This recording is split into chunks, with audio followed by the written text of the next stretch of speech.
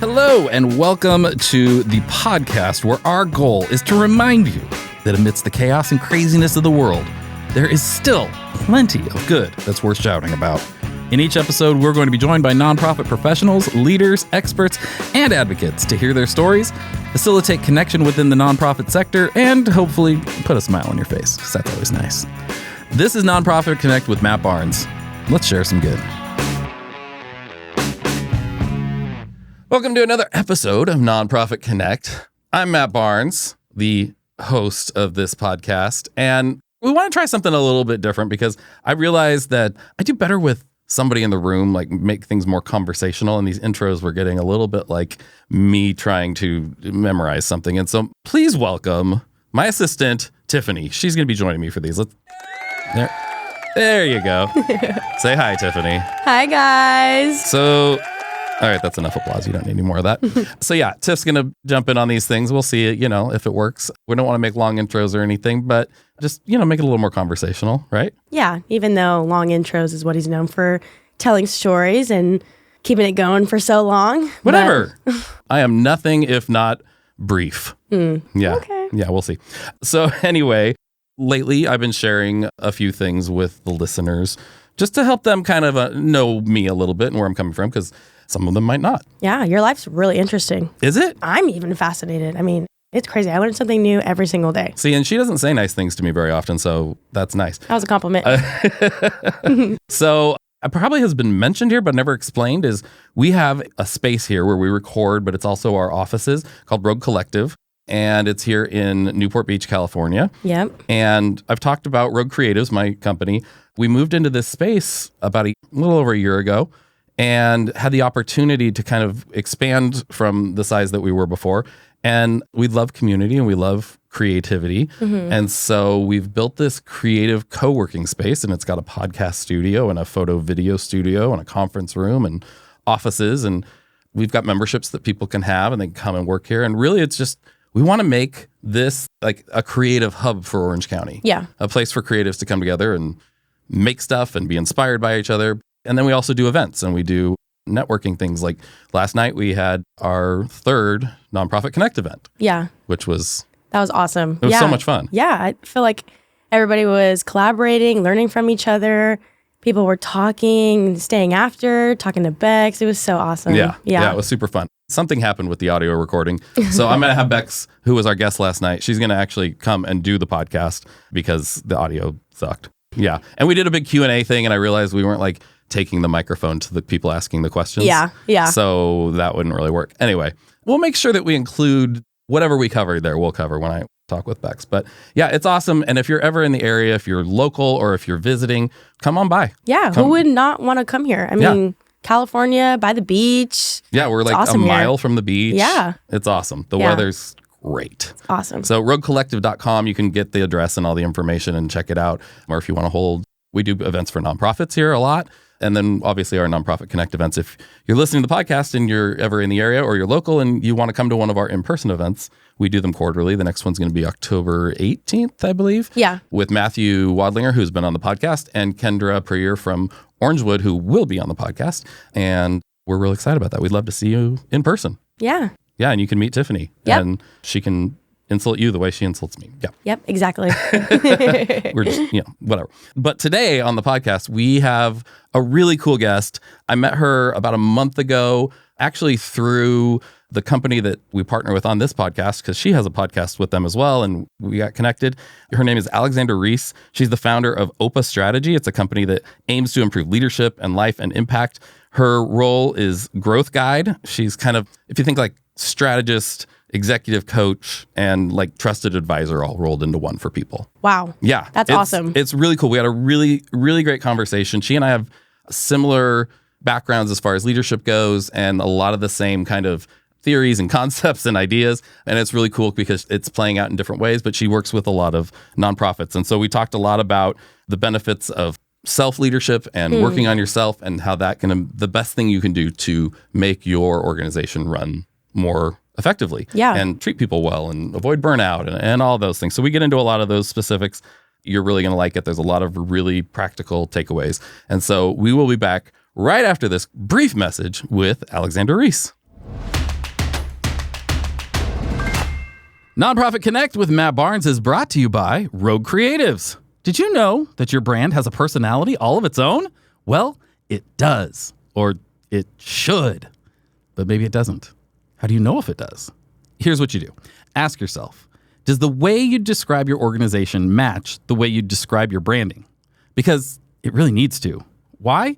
Because people don't connect with organizations. They just don't. They don't feel connected to them. They feel connected to characters. They feel connected to personality. So it's super important that your brand has a personality that connects with the right people to bring them into your story. And that's what Rogue Creatives is all about. We've developed our very own process called the Strategic Storytelling Framework to define your brand personality and create a brand foundation that will make sure your organization has that main character energy that connects with others and pulls them right into your story. And by the way, it works. And we got the receipts. Our nonprofit clients have seen incredible increases in giving that have allowed them to help even more people and make the world a better place. Get started today by visiting roguecreatives.com/NPC. That's NPC for Nonprofit Connect. You can schedule a free brand consultation and take our free online brand character quiz. And we all know that everybody loves a good online quiz, especially when it's free. So get over there and do that because why not? Why wouldn't you? You love it. It's going to be fun. That's roguecreatives.com/NPC to begin defining your brand character today. There's no commitment or risk for you at all. And honestly, we just can't wait to meet you. We kind of think we could be good friends. I think we could hang out. You could buy us lunch. We can help you with your branding and talk about the shows we're binging or whatever. It'd be nice. Rogue Creatives. Seriously, creative storytelling. All right, on with the show. All right. So I'm here with Alexandra. I've already introduced you, so they know who you are. Before we dive into things, we want to connect with you. So we start off with something we call 3 random questions. Very cleverly named because I'm going to ask you 3 random questions. All right. Yeah, we're really good at that. So I've got this list of like 50 or 75 random questions, and then I have a thing that randomly selects 3 of them. So here we go. First question. What did you have for breakfast this morning? Ooh, I had wild blueberries with yogurt and a little granola. Ooh, that sounds tasty and healthy. Are you a pretty healthy eater? I'm a very healthy eater. Okay, I'm working on that. It's not my strength. What you put into your body is what you're going to get back out in terms of your performance every day. And I'm a big fan of optimizing my performance. So makes sense. That means I need to eat healthy. And that's what I've kind of come to the realization. And I got to make some changes because, yeah, I was better before I had kids. And then now it's just like grab what you can when you can. And it's not working out for me. So what TV show takes you to your happy place? I don't watch a lot of TV. I'll share that the thing I turn to that takes me to my happy place media-wise is a book. It's called The Book of Delights. And it's by essayist. He's also a poet. I believe his name is Ross Gay. And he challenged himself for 1 year to write 1 essay a day about something that day that delighted him. And he had a couple rules. 1, he couldn't store up delights. So it had to be something that day. And the second was he had to write the essay that day because he really wanted to make it a practice. And I love the book for 2 reasons. 1, he's a beautiful writer. So it's just a delight to read. And 2, I read that book when it first came out years ago. And I found that in reading it, it primed me to start seeing delight in my own life.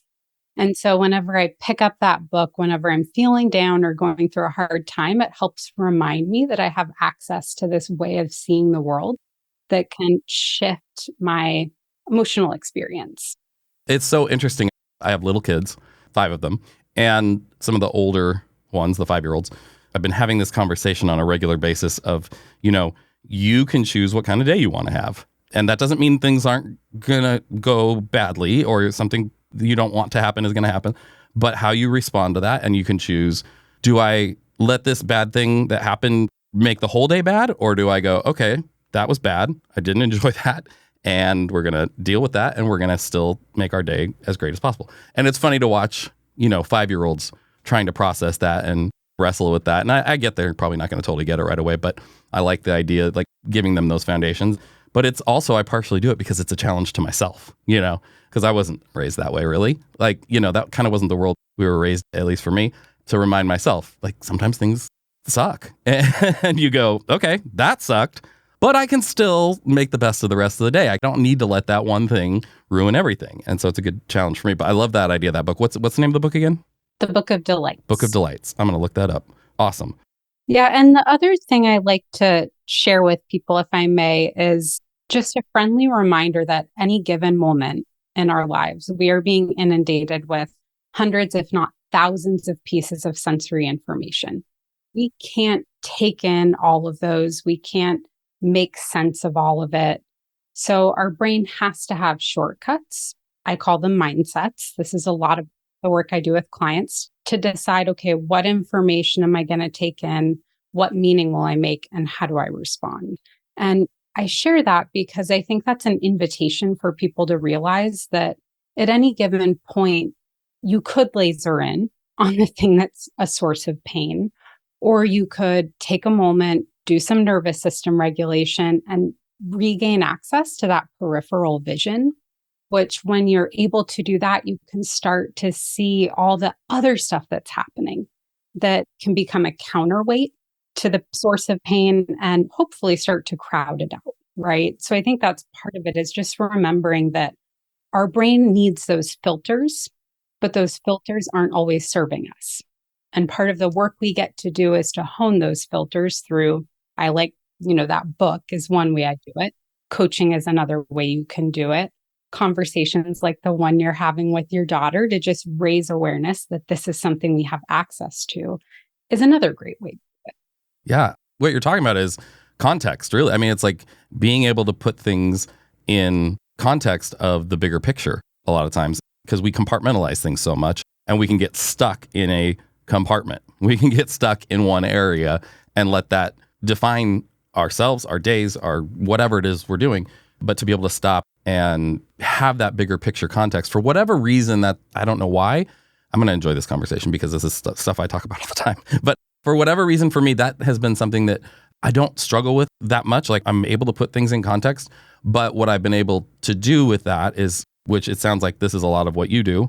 And I mean, I have days, I have my moments, but be able to help other people who do easily get stuck in those moments to provide that context. And the challenge is doing it in a way that's not shaming, or that's not going to just piss them off, or, make them feel like you're negating the experience that they're having or the feelings that they're having. I always like to say we're all putting things in context. That's what our mindset is doing. Each mindset, we have a multitude of them, is context. And so what I like to do, and I think it sounds like what you're really good at doing, is creating awareness about what's the context in which I'm locating this experience. I just worked with a leader who one of the big things we worked on was shifting from the context in which she was locating a lot of her work interactions was one of conflict. This is a manufacturing company. These people want to get subpar products out the door quickly. And that created a context of conflict. And she didn't even realize she was doing it because it was something that was a subconscious groove that felt comfortable. And so what we did was we raised awareness, and then we got to explore, okay, well, how is this serving you? And the invitation I always like to make, in case it's helpful for you or other listeners, is not to say this is wrong or this could be better, but to say, what if you could achieve the same goals, get quality products out the door as quickly as possible without the pain of feeling like you're in a constant battle? What if? And if that sounds good, how open would you be to exploring a different way to contextualize and respond to things? Yeah. Well, let me ask the last question, because I'm committed to my segment, but I want to come back to that. And I want to get some more context for our listeners for what you do. But last question, if you could wake up anywhere in the world tomorrow, where would it be? Right where I am right now, which is a really beautiful thing to be able to say. That is. I've only asked that question one other time on the podcast, and that person said the same thing. And I was like, man, that is a great place to be in life. I have traveled all around the world. I've lived in multiple other countries. And it's funny, people often now will ask me, where's your next big trip? And the last 2 years, I haven't had an answer because sounds really cheesy to say, but I feel like the biggest adventure I get to be on these days is the one of discovering myself and helping people discover themselves. And it's like our conscious is infinite. So often I feel like I get to travel every day. I'm just doing a different kind of exploration. I love it. That's great. All right, let's give people a little context for you. Tell us your origin story for how you ended up kind of doing what you're doing now and what it is that you're doing now. Absolutely. So I call myself a growth guide. I work with high-performing leaders and their teams to help them figure out, where do we want to go? How are we going to get there? And to cultivate the mindsets, the skill sets, and the habits to be able to get to their vision and hopefully do it with more confidence, ease, and joy. And I have a couple big turning points in my journey that I'll share. I grew up in a family where we did not talk about feelings or emotions. Until I was probably 25, the only level of granularity I had about my own feelings and emotions was I'm feeling good or I'm feeling bad. And my first job was as an economist, not surprisingly. I thought data had all the answers. If we just got the right information, we could make the right decision. But then I found that people, not surprisingly now, were often taking our recommendations and putting them on a shelf. And when I started to explore why, it became really clear that people didn't feel ownership over the recommendation or they didn't have the capability and capacity to execute. That was kind of the first turning point for me, which led me into doing more people process-oriented strategy consulting for organizations. Did that for a few years, really loved it, but then found our clients were still putting our recommendations on the shelf. And when I started to explore why, it led me to realize it's not enough just to have a great process that people can engage in, because that creates ownership, but it doesn't necessarily create leaders who are capable of leading a transformation. To do that, you've got to do the work inside to help people figure out, am I aligned to this? Do I have the right mindsets and patterns of showing up? And do I have a healthy team dynamic where we can work together to address or resolve the inevitable road bumps that will come up? And that led me into coaching. And I thought that I would do coaching, kind of a gift with purchase with strategy, when I started doing that a few years ago. But I just fell in love with the results I was seeing with my clients. So about a year ago, I decided to make a big pivot in my own business to focus first and foremost on the work I do now. Love it. That's awesome. And so your company is? It's called OpaStrategy. Opus is the Finnish word for guide. And I'm Finnish by heritage, which I'm super proud of. And as I mentioned, the role that I play with clients is a growth guide. Awesome. Okay. So obviously this podcast is Nonprofit Connect. What is your experience in working with nonprofits? Ooh, extensive. Yeah. I probably worked with about 60 to 70 nonprofits in my 13-year career. That's been actually one of the biggest client segments that I've served. My dad and my stepmom are both career public service people. So I grew up with a real deep appreciation for public service and a real call to action to be of service in my own community. So it felt for me like a really natural fit to work in that space. And I've done an array of work. Of course, as a strategist, I did a lot of growth strategy and strategic plans for nonprofits. As an organizational development consultant, I did a lot of organizational design and employee engagement work. And now I do a lot of coaching and leadership team development for nonprofit executives. Awesome. That's very cool. Because you also work with for-profits. What do you see is a differing kind of factor in there? Like for nonprofits, is there something that nonprofits you tend to end up having to work on more or focus on more than with for-profits, or is it some of the same types of things? That's a great question, and one I've reflected on a lot. I think today they're struggling with many of the same issues. And those are, how do we meet what is a very different landscape of community needs and customer needs and demands than existed in 2019? So that's causing both nonprofits and for-profits to do a big rethink. I think the second big struggle is, how do we support and engage and lead a team that's struggling with a lot of trauma from the last few years and a lot of burnout? And I think those issues are universal, regardless of what sector you're in. I do think, writ large, if we step away from that kind of context of today that we're sitting in, people might be surprised to hear me say this. I think nonprofit strategy is harder than for-profit strategy because in the for-profit world, the objective is really clear. We are maximizing profits. And of course, you're going to have a set of criteria that you're going to use, like your value statements that might help you to make sure you're making ethical, values-based decisions. But in the nonprofit world, and it's similar in government, we're maximizing for public utility. And that is a far more ambiguous thing, and it's hard. And I think also what I've seen with nonprofits, and we did an episode on this a while ago, but is the level of burnout can be more because we can get in this mindset of, I'm doing it to change the world. And there tends to be this real passion or over dedication, and couple that with the scarcity mindset that a lot of nonprofits have, and especially startup nonprofits where you find executive directors who are just so passionate, they're not even taking a salary, they're not taking care of themselves in those ways, they're trying to do it all themselves, whatever it might be. The burnout rates can be really high. There's also, from a leadership perspective, a lot of leaders will put that also on their teams, and that kind of like expectations that are beyond reason because, hey, we're doing it for a good cause. And so they're burning through people left and right and building resentment and all of that.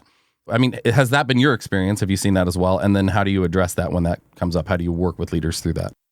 I've definitely seen that. I'll add a third factor that contributes to it, which I think is a huge problem. And that is the pressure on nonprofits to minimize administrative overhead.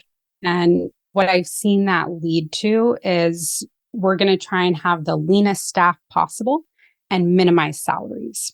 It's like, what are you doing?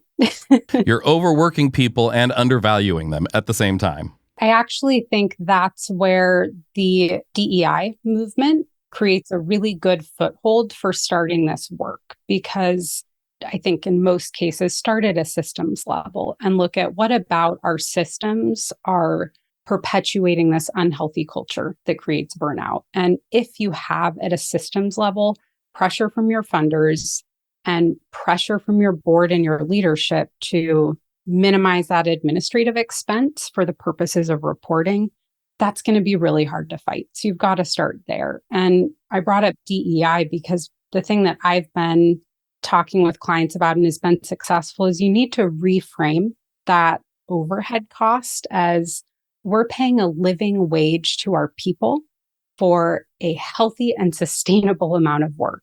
Because if we want to sustain the high impact we create for the people we serve, that starts with sustaining a healthy environment for the people who create that impact.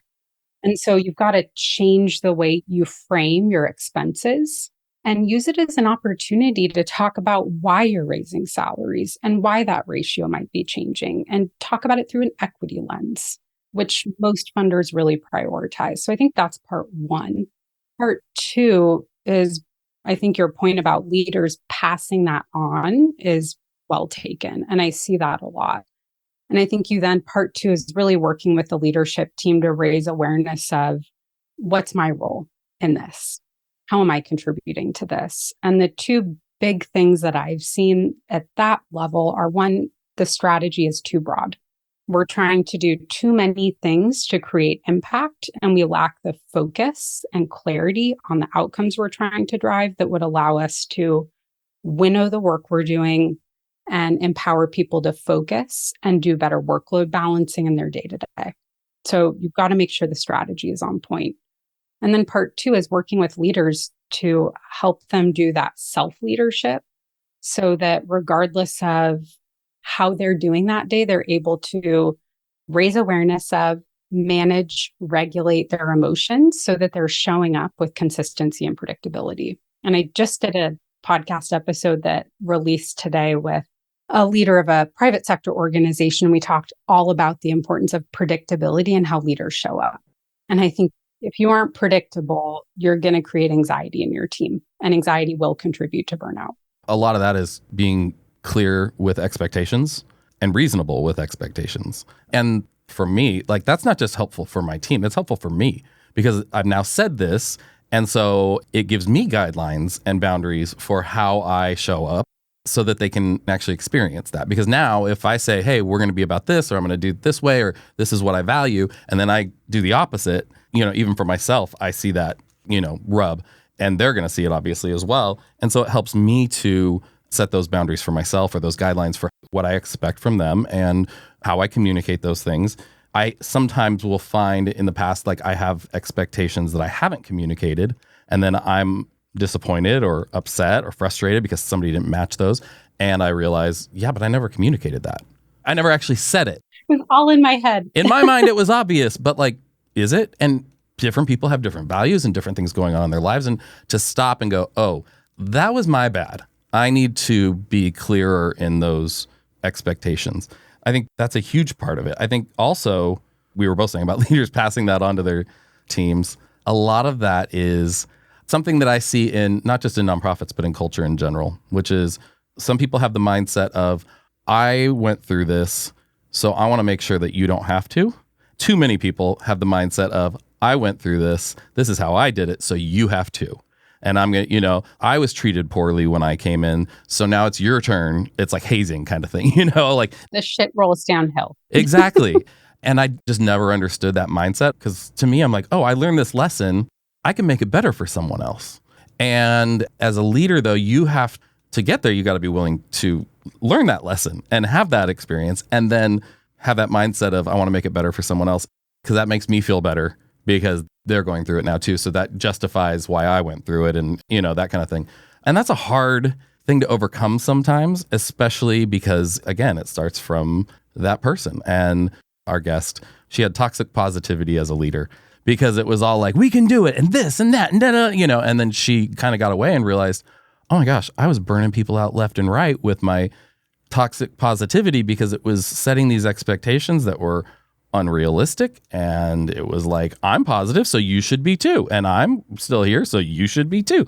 It invalidates people's emotional experience when you do that. Exactly. And so I love what you're all about, of working with the leaders to make sure that they're taking care of themselves first. Because I think a lot of people focus on the organizational structure, but it really has to start with the people. Yeah, and I think some people are consciously perpetuating the experience. I think the other thing that I see happen is most of us never received any social emotional learning experience growing up. If you grew up with boomer parents, you probably didn't get it at home. And if you grew up in the education system before the last decade, you probably didn't get it at school. And so most of us didn't learn how to do that social emotional work or healthy relationship building in school. And then we get into the workplace and we don't get manager training. What that means is we take in those experiences we have along the way from our parents, our teachers, our early managers, authority figures in our lives. And we start to create this composite vision of what an ideal leader looks like that's often very toxic. And so subconsciously, we start to filter every experience and all of our possible responses through that ideal image. And then we end up showing up in ways that later it's like, what was I doing? That if you'd had time and space to reflect, you would have chosen a totally different response. But the problem is 95% of our thoughts, feelings, and actions come from our subconscious. All it's doing is looking for matching patterns and choosing behavior that fits past patterns. You got to figure out, what's that subconscious ideal image I'm driving toward? How's that impacting the stories I'm telling myself and the patterns that I'm reinforcing? If it's not serving me well, you got to change it. That's so great. Some people are consciously making these decisions like, well, I had to go through it, so you do too. But I think some of us just fall into those patterns because we don't know better. We weren't trained better. And it's funny because quite a few people where I've known them socially and I don't work with them, and they're like the nicest, kindest people. But then I find out at work, because they don't lead from who they are and they don't even realize it. And then I've experienced it the other way, where I know people I work with where I'm like, man, I can't stand that guy. I hate the way he talks to me. I hate the way he talks to our team, whatever it is. And then I experience him outside of work and I'm like, he's a completely different person. And that to me has always been such a warning sign of like, man, if you have that duality And I've always tried to watch for that in myself. Do I feel like I'm operating differently in different spaces, not just contextually, because like obviously you do certain things in certain places because it's cultural, or you're quieter in the library, or, whatever, you don't yell in a movie theater. But as far as personality and what I bring, am I consistent, And if not, when I see those moments where I'm going like, why am I acting like that there? I would never do that anywhere else. To me, that's a like, ooh, that's something I need to investigate. That's a red flag. That's something I need to like look into. I think you have a level of self-awareness that most people don't. And I put myself in that most people category when I say that. I remember in 2015, I took a summer off from my job, did a sabbatical, and I went and did a fellowship on innovation in Italy. And part of the fellowship, we worked in a team to essentially do like a business case. And I remember one of the people on the team, about maybe 2 weeks into our work, looked at me and she said, I love spending time with you outside of this work, but I hate being on a team with you.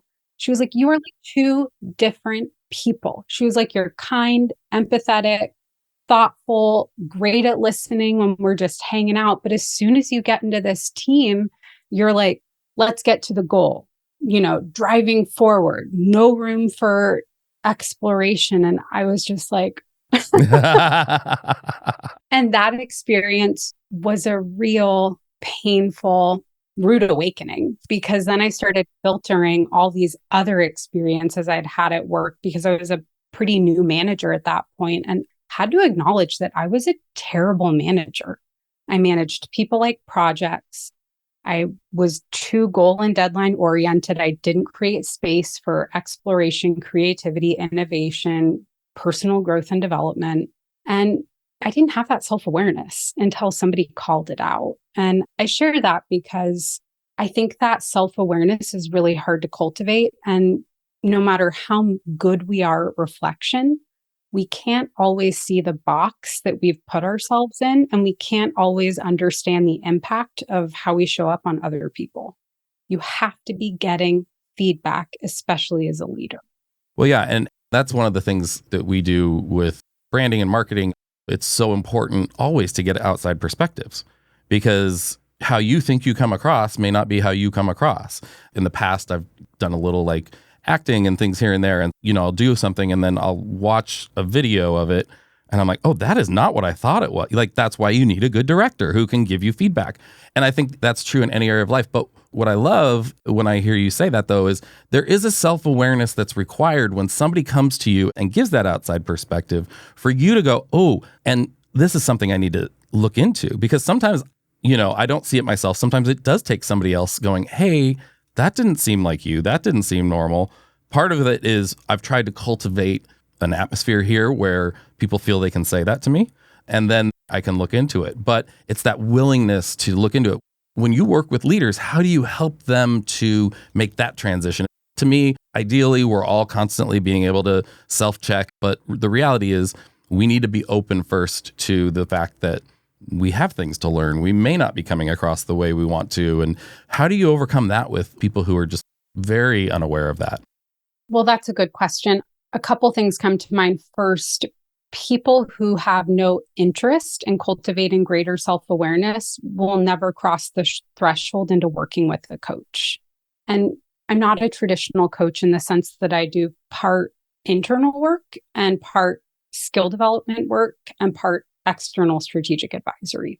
But I typically will not work with clients who are not willing to acknowledge that the only thing I can change is myself. And I need to take ownership of that first and foremost before I can ever expect to create an impact or bring a vision to life that's greater than the potential that exists today. So that's the first thing I'll say is if you don't have an interest in cultivating self-awareness, you're probably never going to speak with me. Well, I'm probably not listening to a podcast like this either. Yeah. But for those who do, I always start my coaching engagements, my growth guide engagements with a 360, unless a leader has done it recently. And I use that in two ways. First is the obvious, which is we want to get feedback to inform development goals, because as a leader, you're in a service position and you're primary customers are your employees, not your external customers. And just like you as an organization need to get feedback from your external customers to drive how you show up and what you do, you as a leader need to get feedback from your customers to drive how you show up and what you do. So that's one. But the other way that I use a 360 is an opportunity for a leader to set the tone going forward for how I want to create a culture of feedback in the organization. So I say a 360 is you're taking the first step down a path toward building a culture where you have a healthy, productive exchange of ideas, intellectual debate, and spirited conversation. And so you want to use this to set that tone. And when you set that tone and you consistently reinforce it, that's a whole other conversation about how to do that. That's what leads to a culture in which you don't need to be actively asking people, do you have any feedback for me? How did that land for you? Because there's going to be that free flow exchange. I love that. That's great. Well, we are running out of time. So I want to wrap up with our closing questions that we always do. And then I want you to share where people can find you, because I think you've got some great resources. You're a great resource for people. And I already have some people in mind that I might be sending your way. So closing questions we ask every week. What's the one thing that makes you feel connected? Oh, I love that question. There are two things. One is going outside and laying in the grass and just being present. That like literal grounding is so important for nervous system regulation. And then also just for reminding myself that I'm part of this world and I am an infinitesimal being. It's a nice reminder that like nothing I do is that important. Don't take yourself too seriously. Chill out. You're good. And then part two is just the literal reminding myself to call people, reach out, and spend time with people I love. I started my business 2 years ago. I started my business because I am a growth guide as a person. It's how I show up for my friends. It's how I show up for my loved ones. It's how I show up for myself. So for me, it's not a job. It's who I am. And it can be very hard to make sure those activities of work take over my life. So another big part is just being intentional about making sure I'm building in time for connection. I love it. Who in the world of nonprofits would you most like to take to lunch? I don't have a specific person in mind. I would love to hear and be able to have a conversation with any nonprofit leader who has a really healthy, thriving culture, because I think that is the hardest thing to do today, given all the contextual challenges we talked about. So if that's you, if you're listening and you're like, I've got high engagement, we're cooking toward our goals, we have pretty low turnover, like I want to talk to you. I want to hear what you're doing because I'm working on my handbook about that. So I'll put that out there for anyone who's listening and says, that's me. Yeah, that's awesome. Who in the world of nonprofits do you think we should interview next? One of my longest standing clients, the organization Up for Growth, they remove systemic barriers to housing because they believe that housing should be an opportunity, not a barrier for all. I did their first business plan in 2016 and have since helped them grow and scale their organization and their impact. And their CEO, Mike Kinsella, is just really a force to be reckoned with. And I think he as a leader embodies a lot of what we've talked about today in the sense that he has done a lot of the self-work. He has done a lot of that creation of awareness, and he has done a lot of work to be very responsive to the changing needs of his organization and his partners and his membership as the organization and the landscape grows and evolves. And I just think he has a wealth of insights to share. Awesome. That's great. Last question. What aspect of your job brings you the most joy? Getting to have conversations like this with people. I like that. That's good. Well, Alexandra Reese, thank you so much for joining us on the podcast. You have your own podcast. What's it called? Where can people find it? It's called Empowered Leadership. And every episode is a candid conversation with a leader I admire about what it takes to build an organization, a life, and a legacy you love. And so I invite people to listen who are really passionate about those topics and improving themselves, they can find it on Apple Podcasts, Spotify, wherever they download podcasts. Very cool. And then your organization, where can they find information on that or on you? Please connect with me on LinkedIn. That's an easy way to get in touch and see what I'm up to. You can also stop by my website, OpaStrategy. That's opastrategy.com. And if you do, I would suggest you subscribe to my weekly newsletter, The Growth Guide, because every week I share really actionable insights, frameworks, and how-to guides for leaders related to how to address the biggest challenges my clients and their organizations are facing today. I just wrapped up a series earlier this year on how to sustain a high-performance culture. So if that's a topic, there's some really great resources on that. And I just wrapped up a series on self-awareness and how to use self-awareness as a tool to accelerate growth. Well, I'm going to sign up for that. That's awesome. Love free resources. And hopefully, we can send some people your way, because I think this is something that the nonprofit world needs a lot of, and the whole world does. But it's a great service you're offering, and you clearly are very intentional and have a lot of great insights and expertise in this area. Thank you. I appreciate that. Yeah, of course. Thank you so much for being on the podcast, and we'll hope to have you back someday. Would love to. Thank you. Here we are at the end. You made it. Thank you so much for listening this far. And if you'd like to hear more from Nonprofit Connect, brought to you by Rogue Creatives, well, then make sure to subscribe on whatever platform you're listening on so you don't miss out, because you don't want to miss out. You want to be on the you want to be on the inner circle. You want to know what's going on. Also, if you're interested in working with us or want to reach out or tell us how amazing we are, visit our website, npconnect.roguecreatives.com. You can get all the info there. Thank you so much for listening, and we'll see you next time. Well, we won't see you. We'll hear you. Well, you'll hear us. Well, whatever. Bye. Nonprofit Connect with Matt Barnes is hosted and executive produced by me, Matt Barnes. Production is by our amazing friends over at Fame, the B2B podcast agency, along with the team at Rogue Creatives. Production lead is Ella Lamprell of Fame. Writing is by Sam Hollis at Fame and Matt Barnes and Taylor Balanos from Rogue Creatives. Nemanja Koljaja of Fame is our audio editor, and Arslan Yakub from Fame is our video editor. Creative direction is by Corey Hill of Rogue. Our artwork is designed by Hope O'Kelly and Joshua Marino at Rogue, and Ian Salas of Fame. Theme music is composed and performed by Jared Atherton of Chapters. Ella Lamprell of Fame does our booking and guest relations, and Belinda Carter-Thompson of Rogue is the glue that holds it all together. We'd love to give a shout out to our amazing guest for joining us this episode, and thank all of you incredible listeners for tuning in. If you enjoyed the show, don't forget to help us spread some good by giving us a good review, preferably, 5 stars with some words saying how amazing we are. That's always helpful. Also, tell your friends and subscribe so we can come straight into your potholes each and every time we have a new episode. We'll catch you next time. Bye.